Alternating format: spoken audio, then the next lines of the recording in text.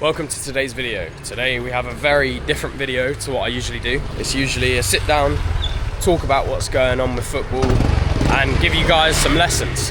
However, today, by the background and by the noise, you can tell that I'm actually in Thailand right now because it's currently the off season for me, and this is where I've come for a month to basically spend my entire off season before I start running for a couple of weeks before going back to pre-season.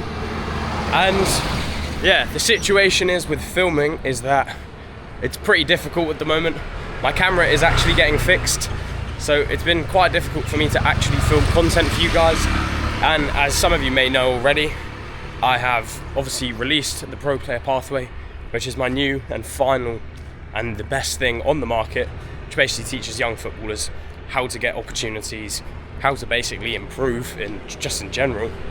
So with all that being said, enjoy the walk that we're about to go on, because today I'm going to be teaching you 5 lessons that I learned from my 24-25 season, which is the season that's just gone, and how you guys can learn from my mistakes and also learn from the things that I did well. Also, one last thing, if you do enjoy this style of video where I'm literally just walking and talking, sharing my knowledge about football, then let me know in the comments, leave a like as well, because that'll basically signal to me to make more of these before I go back to the UK. So, lesson number 1 is that pre-season is so important, and this isn't necessarily a lesson that I learned in terms of I messed up and I wasn't fit in pre-season. I was very fit in pre-season, and it helped me so much, because let me tell you guys, if you go into pre-season and you're not fit, you put yourself at the biggest disadvantage. You're miles off it. If you're miles off it, then you're basically signaling to the coach you've been lazy during the off season, you're not hungry for it this season, you don't really want to make it, and any of his bad connotations that he had about you before, any of his bad viewpoints about you, they will all stay. And as well as that, if you're at a new team, then your first impression to the manager is that you don't really care about football too much. So for me, this season and last season, I basically decided that I'm actually going to get fit in the off season, because for those of you who know, when I was younger, I used to come back having been in the gym loads, being super jacked, but not a lot of football fitness, and it always harmed me, because the coaches, this is the time to impress them, because this is when they have a clean slate. You have a clean slate with them. They're open-minded and they're thinking, who's going to be in my starting 11 for this season? So you have the ability to impress them simply by just being in a really good state of fitness. And that's what I did this season, and it makes everything so much easier, because you're going to play a few pre-season games, and if you're fitter than everyone else in those pre-season games, you've basically got a position in that team. Whether you're on the bench or you're starting in the starting 11, you have a position in that team where you can actually help the team. And that's pretty much what football boils down to. It's just about, if you can help the team and the manager thinks you're the man or the woman to help the team, then you're going to be in the team. It's as simple as that. And I'm just crossing here. So honestly, it's so important that you do running in the off season. Yes, of course, take around 4 weeks off, 6 weeks off, depending on how long your off season is. But just 2 weeks before your pre-season starts, get running. I cannot recommend it enough, because just going back and being fitter than everyone else knows it, the managers knows it, everyone's impressed by you, they think, oh, he's going to have a good season, or there's something good coming up, he looks really good, he's a bit sharper than everyone else. And just those little positive thoughts that other people have about you, whether they say it or not, you can see it on people's faces, and that will basically help you believe that you can actually make it as a footballer. Pre-season, so important. Don't let yourself start off on the back foot. Get running a couple weeks before it starts, and let's move on to lesson 2. Lesson 2 is that discipline beats absolutely everything in football. It's as simple as that, because this is something that I did. So I get really fit in pre-season, I have a great start to the season, and then my discipline, it kind of slipped, more so than the season before, which is obviously disappointing from me, something that I'm going to correct. And as a result of that, just by missing a couple ice baths, just by getting a little bit less sleep, getting 6 hours sleep one night, and then going to training, I got a couple stress injuries. And for those of you who don't know, stress injuries are basically when you do too much load on your body and you don't recover properly enough, then your body eventually gives in, and then you get like a grade 1 strain in your hamstring or in your calf, etc, etc. So I got a couple of injuries like that, and the sole reason for that is they weren't contact injuries, they were just injuries purely because I didn't recover properly. And it takes a lot to actually be able to say this. You won't find many people who just tell you exactly what they did wrong, but it simply is, it cost me a bit. It cost me a bit because it meant that obviously when you're injured, you can't play games. And then if you can't play games, you know, you may lose your starting spot for a couple of weeks, or you may be discontinued out of the manager's ideas completely, or I'm out of breath walking up this hill, or just in general, you miss playing football, right? And if you miss playing, then you can't have the best season of all time. You can't reach your potential for that season. So the lesson is here that you guys can learn from, and it's one that I'm gonna learn from this season, is that you gotta be disciplined with your recovery. Every single time you finish training, or you finish a game, or just any gym work, anything like that, you've got to get in the ice bath. It's simple as that. It helps your muscles recover and your body in general, all your tendons, ligaments, helps them recover so much faster, and then you're fresh, and then you can go and train the next day, you feel better, train better, and it's just an upward spiral like that. And people often talk about downward spirals, things like, you know, something went wrong, then something else went wrong, and then another thing went wrong, but there's also such thing as an upward spiral, and that's when you do a few things right, and then everything else goes right. And the bottom line, like effectively the first brick of the house, could literally be you doing a cold bath or an ice bath after every single game. So it's just little habits like that will just set you off on the right foot, and then from there other habits start to kick in, other results kick in, and before you know it, you've got a full red brick house. So it's very, very important that you are disciplined with your recovery, and it's something that I will definitely be way more disciplined with this season. So without further ado, moving on to lesson 3. Lesson 3 is keeping a level head, and that means not getting too ahead of yourself and also not getting too down about yourself. And this is something that I've had a tendency to do forever, to be honest. And every young footballer makes this mistake, and it's just something that you learn with time, and that's what I've found. I've definitely got better at it, and I will continue to get better at it, but it's just something that you're going to learn with time.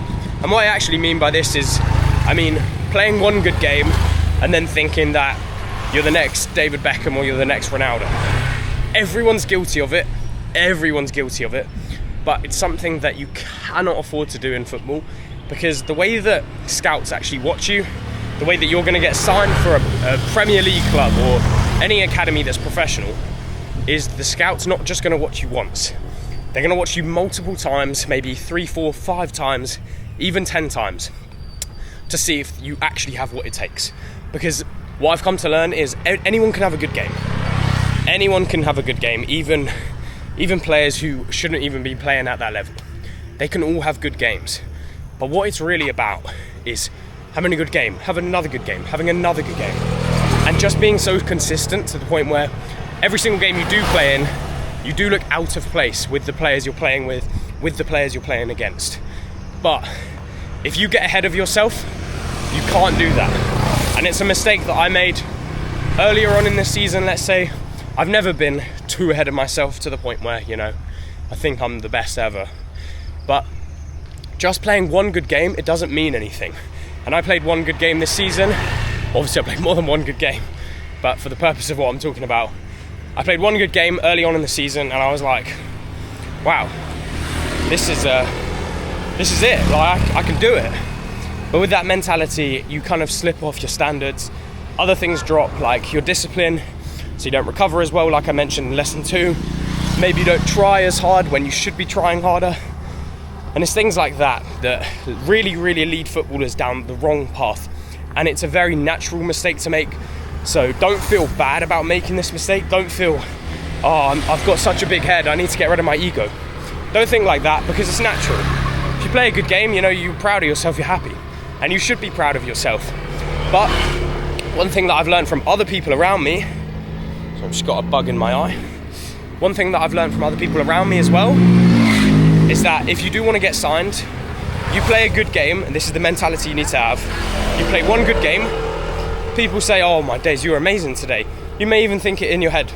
But the way that you go about dealing with it is you talk to yourself after the game in your own bedroom or on the way home, you talk aloud, you say it aloud, you say, I had a good game today. I was really good today. But it means absolutely nothing if I'm bad the next game.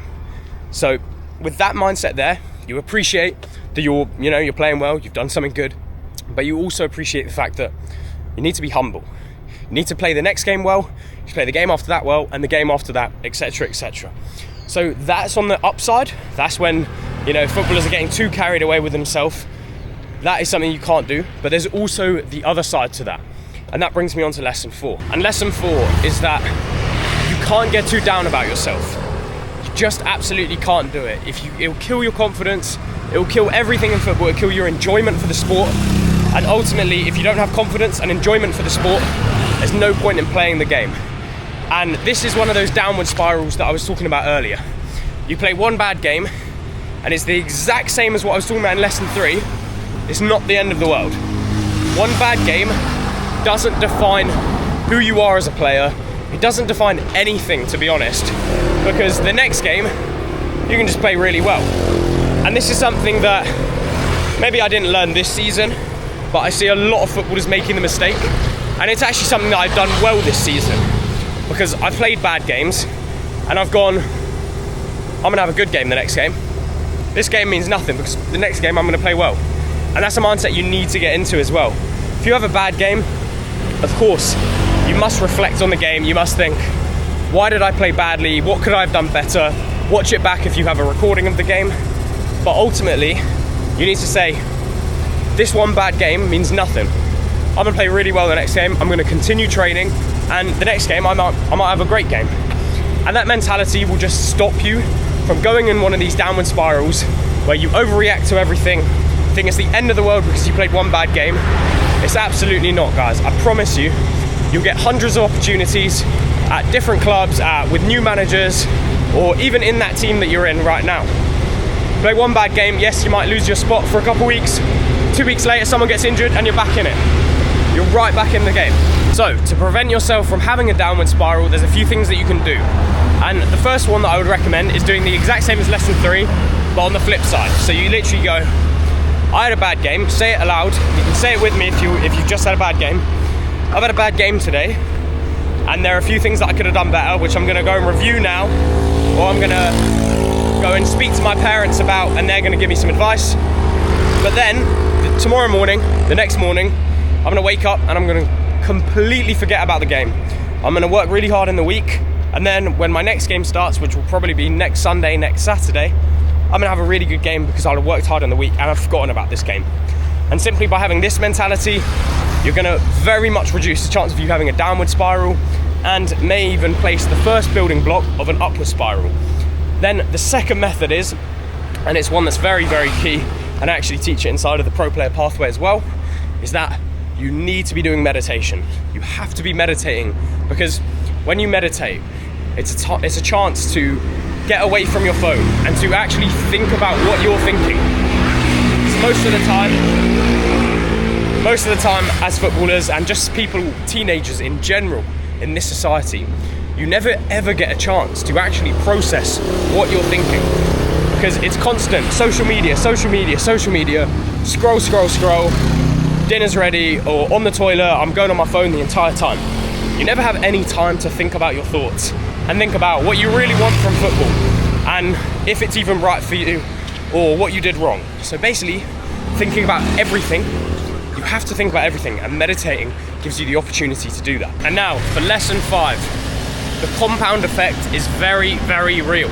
And it's something that I realized this season, because during those times where maybe I wasn't disciplined enough, or during those times when my effort levels weren't 100%, I still played well. There were still games that I played really well in, despite not putting in that 100% effort. And for those of you who are thinking, you're watching this now, and you're going, that's not fair, he plays well, but he doesn't try anymore. Things like that, and that's a viewpoint that I used to have when I was younger, when I'd see someone else play well, who I knew wasn't working hard at the moment. I used to think, I used to be resentful towards them, and think this isn't fair.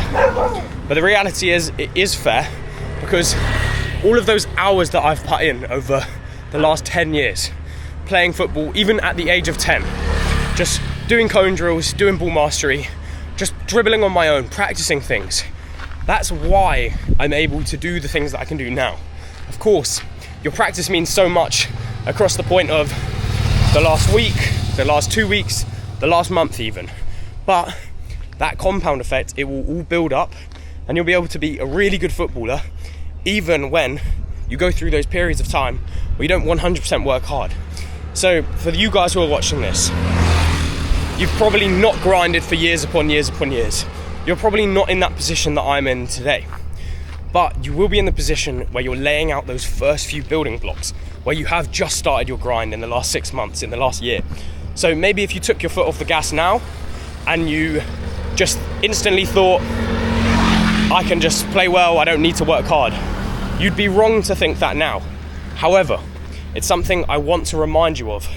This is when you can improve the most. When you're a young footballer, this is when you can make the most gains, because your muscle, it's all new. You can effectively build muscle memory quicker. Everyone knows that children can learn faster than fully grown adults. So what I would say to you is work hard, build up that compound effect, because when you're 18, 19, even 16, for example, your body and your mind will be thanking you for putting in all that work when you were younger, because you'd be a good footballer. And so the lesson here is that you need to build up that compound effect.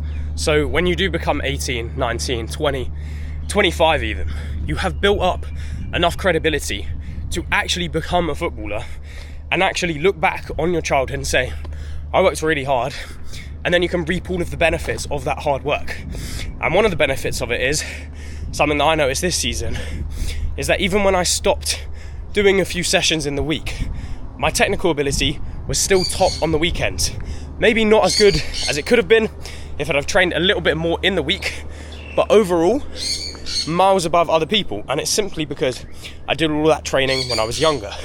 And that's exactly what you need to be doing now. And all of this that I've just spoken about is taught inside the Pro Player Pathway, which is my new product and the last product you'd ever need to buy on football, because it has everything in. It's the blueprint. I worked hard for around 6 months, 7 months, actually getting this product done, simply because I knew that this is what I would want as a young footballer. I wouldn't want to have to search up what's the best drills to do, how do I train, how do I recover. All of that was a very painful experience for me, seeing people that I knew in academies who I necessarily wasn't friends with, seeing them have all the secrets, have all the access to all the recovery tools, and I didn't even know how to eat as a footballer. I didn't even know how to train to improve. That was not a very nice experience for me, and that is exactly why I decided to put all of my knowledge inside the Pro Player Pathway to help you guys who don't have access, who aren't in an academy right now. Because now you can get access to everything from the professional game to the academy game, whether it's how to train, how to recover, how to eat like a pro, what to do for left wingers, right wingers. Every single position is covered. All of your technical training is covered. Your mentality is covered. And it's effectively the blueprint. It's effectively advice to my younger self, and the younger self is you. You are the younger version of me who has less knowledge and who is not as good at football right now. But with the Pro Player Pathway, it's all possible. So if you are the type of footballer who wants to take your football seriously, you want to be the next pro, the first pro in your family, the first pro and the success story in your neighborhood, the local hero. If you want to be that type of player, then the Pro Player Pathway is exactly what you need. Don't wait, because like I always say, people say, yeah, I'm going to do it now. Don't wait, because the best time to take action and start improving your football career is right now. Well, actually, the best time to start action was 6 weeks ago, 6 months ago. But the next best time is right now. So if you are interested, the Pro Player Pathway will be linked in the description. It's currently $22 a month, but you guys can get in today for $22. And if you don't like it, then of course you can just leave. The reason why it's monthly is because I know you guys will like it. And you also have the option to leave if you're not improving. Because for me, I know that you guys will improve. So go ahead, try it out. The price will be increasing to $33 very, very soon. Be the next success story. Be the first success story in your family who makes it into that professional academy, makes everyone around you proud. And that's basically the end of the video. I'll see you in the next one, and I'll be back as soon as I possibly can. Peace.